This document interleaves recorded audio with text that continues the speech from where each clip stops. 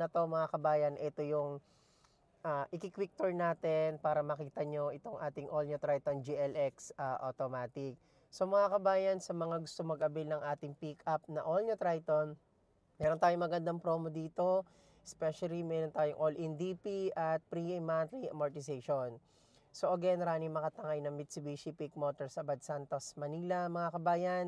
And huwag niyong kalimutan mag-subscribe sa ating YouTube channel, Kabayan Auto PH. Ayan, maraming salamat sa inyong support.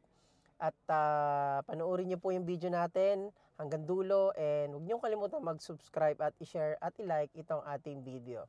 Maraming pong salamat and God bless.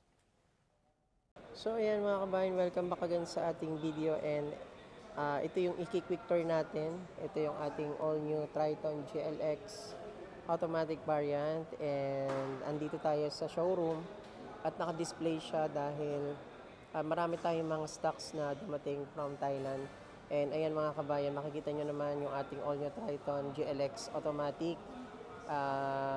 Yung kanyang design is napaka maskulado niya. At the same time, napakaganda niyang tingnan. And kung napapansin nyo, meron siyang halogen na position lamps.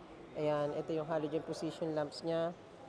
Naka-halogen siya. At the same time, yung kanyang headlight is halogen din, yung kanyang ilaw. Especially yung kanyang fog light mga kabayan is naka-fog light na rin siya. Kahit GLX variant po yan, naka-fog light na rin siya. Ayan. Tapos yung kanyang front grille is naka new design din. At the same time, maluluwang yung butas ng kanyang radiator grill para mas mabilis yung intake. At mabilis niya mapalamig itong ating evaporator.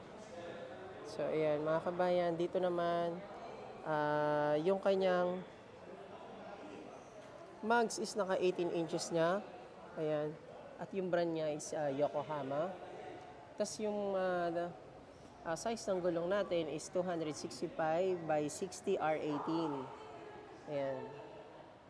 So, naka-metal polish yung color ng ating mags dito sa ating all new Triton. At dito naman, kung mapapansin nyo, yung stepboard niya is malapad yung stepboard niya. Ayan, para yung access at pag-abak nyo sa ating stepboard ay hindi kayo madudulas. Ayan.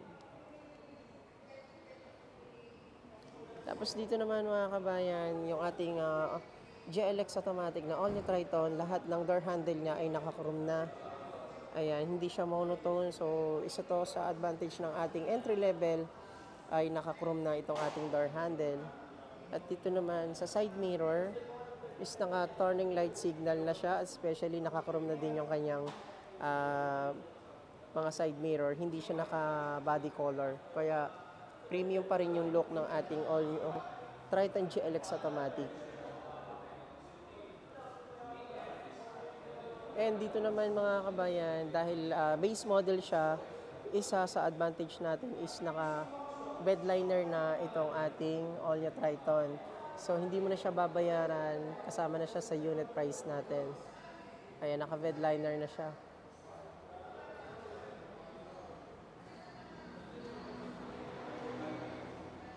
At isa sa nagustuhan ko dito sa ating all new Triton GLX automatic, kahit base model variant siya, ay naka-reverse camera na itong ating all new GLX Triton. Ayan, meron na siyang reverse camera. So isa yan sa advantage natin.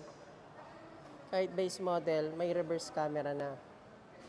And sa taillight naman niya, lahat naman ng taillight natin mga kabayan, is lahat yan is naka-halogen bulb lang.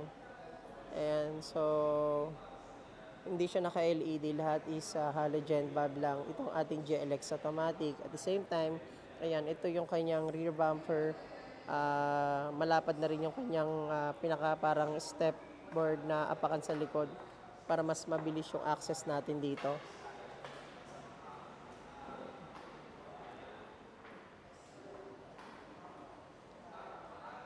So mamaya mga kabayan, sasabihin ko yung SRP natin dito, at especially yung ating all-in DP natin dito sa last part ng video natin.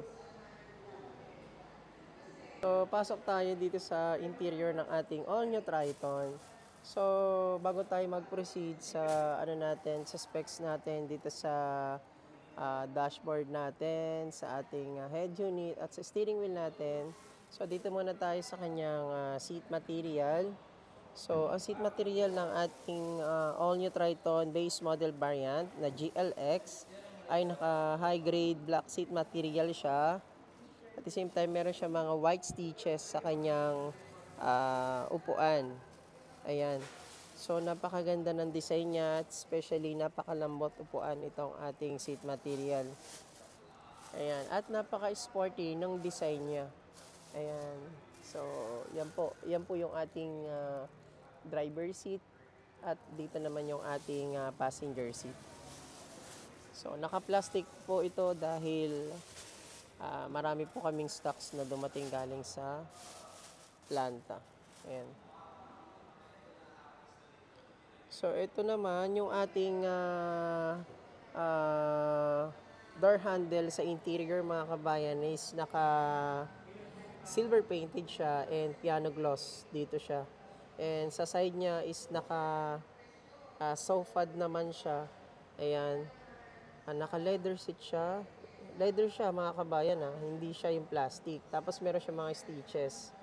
Ayan. Kahit entry level siya pero maganda pa rin yung interior niya. Ayan. At especially, ayan, lahat ng ating window is automatic siya.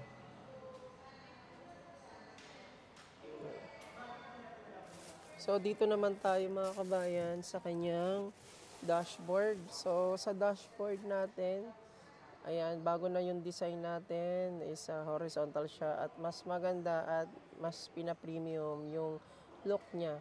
So, nagbibigay siya ng good look appearance sa ating interior. Ayan. At ito yung ating SR bags. Ayan. So, dito naman meron tayong mga packet like dito sa ating dashboard. Ayan. So, pwede natin siyang lagyan ng mga important documents. Ayan. So, dalawa yan, pati dito sa baba. Ito yung glove box natin. Ayan. So, dahil all new siya at lahat binago itong ating all new Triton, pagdating sa kanyang multimedia system ay naka-floating design na itong kanyang LCD monitor. Ayan. At soft touch siya, combination siya ng dial type button sa ating mga control sa touchscreen and the same time sa ating volume. Ayan. At dito naman soft touch siya. Pagdating sa ating audio, menu, ayan, camera. Ayan. At dito naman yung ating air vent, ayan. So bago na rin siya, napakaganda ng design niya. At dito naman sa control ng ating mga fan, auto, front defogger, max cool mode, ayan, is naka soft touch po yan. Yan, soft touch. Yun yung advantage niya. Kahit base model to, mga kabayan, napakaganda. So, sulit yung ating pag-avail dito. Yan. So, dito naman, meron tayong mga input control kapag tayo ay magsasaksak, magcha-charge. Meron tayong USB and Type-C. Ito yung maganda sa kanya. Hindi mo na kailangan ng adapter. Ayan. So, dito naman yung ating cigarette lighter. So, ito naman. Dito naman tayo sa shift gear niya. Ayan. Meron siyang function na plus minus. Ayan. So, ibig sabihin, ito yung magbibigay ng more power sa'yo. Ayan, drive plus minus, Sportronic and neutral reverse park. At syempre dahil base model siya, hindi siya naka-electronic parking brake, so naka-manual yung handbrake natin. Ito siya. At dito naman, mapapansin nyo yung ating sporty design ng ating 3-spoke leather wrap na steering wheel. Ayan, may mga handspray button na rin siya, adjustment ng volume, forward and backward ng ating FM tuner. At the same time sa right side, dito makikita itong ating cruise control, especially yung ating voice command. Yan, 3-spoke leather wrap po yan and telescopic adjust ng ating steering wheel. At dito naman, mapapansin nyo, ito yung ating armrest console. Ayan. So, pwede nyo lagyan ng mga important documents din. Sa second row naman natin, mga kabayan, ayan, napakaluwag. Ang capacity po niyan ay 3 seat capacity and depende pa rin sa laki ng sasakay. Sa headroom naman natin, ito mapapansin nyo. So, ayan. So, pe-press lang natin to. Meron siya parang ilaw na doon sa ating window. Ayan. And ito yung room light natin. Ayan. Hindi lang siya na-open kasi naka-off yung ating engine. Dito naman yung ating sunglass, pwede natin siya paglagyan.